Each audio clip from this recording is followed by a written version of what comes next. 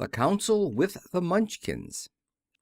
She was awakened by a shock so sudden and severe that if Dorothy had not been lying on the soft bed she might have been hurt. As it was, the jar made her catch her breath and wonder what had happened, and Toto put his cold little nose into her face and whined dismally. Dorothy sat up and noticed that the house was not moving, nor was it dark, for the bright sunshine came in at the window, flooding the little room. She sprang from her bed, and, with Toto at her heels, ran and opened the door. The little girl gave a cry of amazement and looked about her, her eyes growing bigger and bigger at the wonderful sights she saw. The cyclone had set the house down very gently for a cyclone, in the midst of a country of marvelous beauty. There were lovely patches of greensward all about, with stately trees bearing rich and luscious fruits. Banks of gorgeous flowers were on every hand, and birds with rare and brilliant plumage sang and fluttered in the trees and bushes. A little way off was a small brook, rushing and sparkling along between green banks, and murmuring in a voice very grateful to a little girl who had lived so long on the dry, gray prairies. While she stood looking eagerly at the strange and beautiful sights, she noticed, coming toward her, a group of the queerest people she had ever seen. They were not as big as the grown folk she had always been used to, but neither were they very small. In fact, they seemed about as tall as Dorothy, who was a well-grown child for her age, although they were, so far as looks go, many years older. 3 were men and 1 a woman, and all were oddly dressed. They wore round hats that rose to a small point a foot above their heads, with little bells around the brims that tinkled sweetly as they moved. The hats of the men were blue. The little woman's hat was white, and she wore a white gown that hung in pleats from her shoulders. Over it were sprinkled little stars that glistened in the sun like diamonds. The men were dressed in blue, of the same shade as their hats, and wore well-polished boots with a deep roll of blue at the tops. The men, Dorothy thought, were about as old as Uncle Henry, for 2 of them had beards. But the little woman was doubtless much older. Her face was covered with wrinkles, her hair was nearly white, and she walked rather stiffly.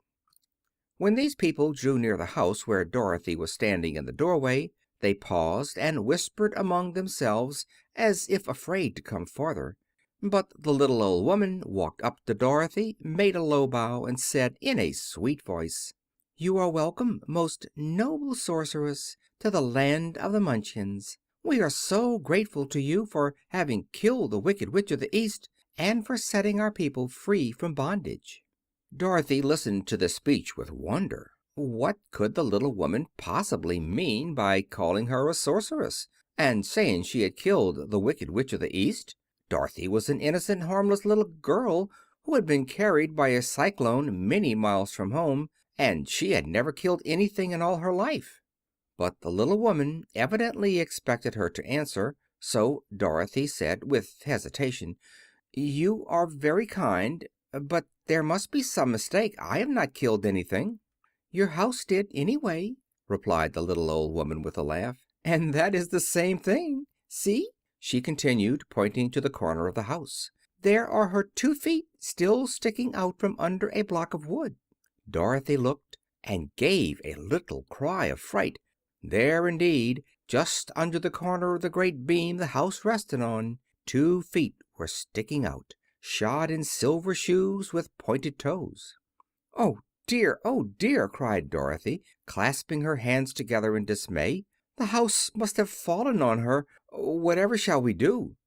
"There is nothing to be done," said the little woman calmly. "But who was she?" asked Dorothy. "She was the Wicked Witch of the East, as I said," answered the little woman. "She has held all the Munchkins in bondage for many years, making them slave for her night and day. Now they are all free, and are grateful to you for the favor." "Who are the Munchkins?" inquired Dorothy. "They are the people who live in this land of the East, where the Wicked Witch ruled." "Are you a Munchkin?" asked Dorothy. "No, but I am their friend, although I live in the land of the North. When they saw the Witch of the East was dead, the Munchkins sent a swift messenger to me, and I came at once. I am the Witch of the North." "Oh, gracious!" cried Dorothy. "Are you a real witch?" "Yes, indeed," answered the little woman. "But I am a good witch, and the people love me. I am not so powerful as the wicked witch was who ruled here, or I should have set the people free myself." "But I thought all witches were wicked," said the girl, who was half frightened at facing a real witch. "Oh, no, that is a great mistake. There were only 4 witches in all the land of Oz, and 2 of them, those who live in the North and the South, are good witches. I know this is true, for I am one of them myself, and cannot be mistaken. Those who dwelt in the East and the West were indeed wicked witches, but now that you have killed one of them, there is but one wicked witch in all the land of Oz, the one who lives in the West." "But," said Dorothy, with a moment's thought, "Aunt Em has told me that the witches were all dead years and years ago." "Who is Aunt Em?" inquired the little old woman. "She is my aunt who lives in Kansas, where I come from." The Witch of the North seemed to think for a time, with her head bowed and her eyes upon the ground. Then she looked up and said, "I do not know where Kansas is, for I have never heard that country mentioned before. But tell me, is it a civilized country?" "Oh, yes," replied Dorothy. "Then that accounts for it. In the civilized countries I believe there are no witches left, nor wizards, nor sorceresses, nor magicians. But you see, the land of Oz has never been civilized, for we are cut off from all the rest of the world. Therefore we still have witches and wizards amongst us." "Who are the wizards?" asked Dorothy. "Oz himself is the great wizard," answered the witch, sinking her voice to a whisper. "He is more powerful than all the rest of us together. He lives in the City of Emeralds." Dorothy was going to ask another question, but just then the Munchkins, who had been standing silently by, gave a loud shout and pointed to the corner of the house where the Wicked Witch had been lying. "What is it?" asked the little old woman, and looked and began to laugh. The feet of the dead witch had disappeared entirely, and nothing was left but the silver shoes. "She was so old," explained the Witch of the North, "that she dried up quickly in the sun. That is the end of her. But the silver shoes are yours, and you shall have them to wear." She reached down and picked up the shoes, and after shaking the dust out of them, handed them to Dorothy. "The Witch of the East was proud of those silver shoes," said one of the Munchkins, "and there is some charm connected with them, but what it is we never knew." Dorothy carried the shoes into the house and placed them on the table. Then she came out again to the Munchkins and said, "I am anxious to get back to my aunt and uncle, for I am sure they will worry about me. Can you help me find my way?" The Munchkins and the Witch first looked at one another, and then at Dorothy, and then shook their heads. "At the East, not far from here," said one, "there is a great desert, and no one could live to cross it." "It is the same at the South," said another, "for I have been there and seen it. The South is the country of the Quadlings." "I am told," said the third man, "that it is the same at the West, and that country where the Winkies live is ruled by the Wicked Witch of the West, who would make you her slave if you passed her way." "The North is my home," said the old lady, "and at its edge is the same great desert that surrounds this land of Oz. I'm afraid, my dear, you will have to live with us." Dorothy began to sob at this, for she felt lonely among all these strange people. Her tears seemed to grieve the kind-hearted Munchkins, for they immediately took out their handkerchiefs and began to weep also. As for the little old woman, she took off her cap and balanced the point on the end of her nose while she counted 1, 2, 3 in a solemn voice. At once the cap changed to a slate, on which was written in big white chalk marks, "Let Dorothy go to the City of Emeralds." The little old woman took the slate from her nose, and having read the words on it, asked, "Is your name Dorothy, my dear?" "Yes," answered the child, looking up and drying her tears. Then you must go to the City of Emeralds. Perhaps Oz will help you." "Where is this city?" asked Dorothy. "It is exactly in the center of the country, and is ruled by Oz, the Great Wizard I told you of." "Is he a good man?" inquired the girl anxiously.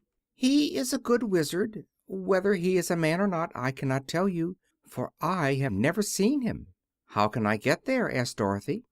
"You must walk. It is a long journey, through a country that is sometimes pleasant and sometimes dark and terrible. However, I will use all the magic arts I know of to keep you from harm." "Won't you go with me?"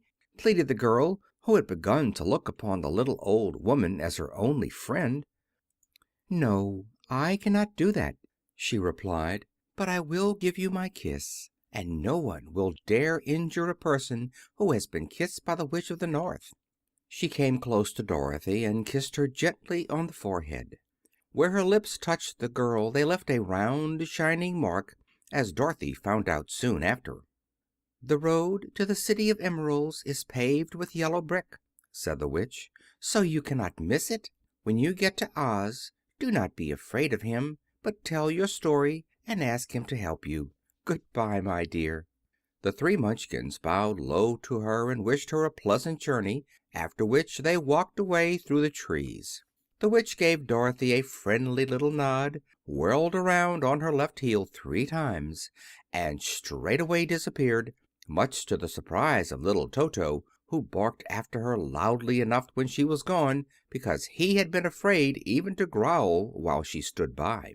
But Dorothy, knowing her to be a witch, had expected her to disappear in just that way, and was not surprised in the least.